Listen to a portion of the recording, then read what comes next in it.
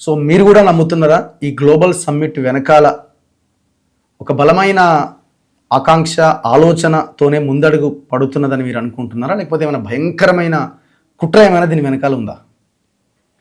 బేసిక్గా రవి గారు, నేను ఫస్ట్ నుంచి చెప్తున్నా మీకు ఒక విషయాన్ని. మీరు చూస్తున్న మీకు కనిపించిన రేవంత్ రెడ్డి వేరు, నాకు కనిపించే రేవంత్ రెడ్డి వేరు.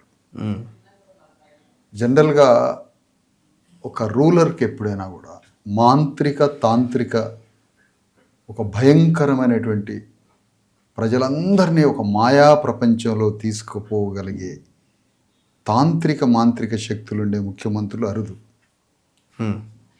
అలాంటిది కాదు అని మీరు అనుకున్నారు అతన్ని. జనరల్గా ఏదో కాంగ్రెస్ పార్టీలో చేరిన 4 పైసల రూపాయలున్న ఒక రెడ్డి పిల్లవాడిలాగా ఉన్నాడని మీరు అనుకున్నారు. కానీ నేను ఫస్ట్ పిసిసి అధ్యక్షుడిగా ఉన్నప్పుడే నేను అతన్ని కనిపెట్టాను. నా పాదయాత్రను కూడా నేను ఏ ప్రాంతాన్ని ఎంచుకోలే. ఫస్ట్ నా పాదయాత్రని ప్రారంభించింది 10,000 కిలోమీటర్ల పాదయాత్ర రేవంత్ రెడ్డి భూక్షేత్రం నుంచి నేను స్టార్ట్ చేశాను. మొదటి గ్రామం నాది కల్వకుర్తి కొండారెడ్డిపల్లి నుంచి నడక ప్రారంభించాను. మీరే సాక్ష్యం దానికి. నేను వచ్చాను అక్కడికి.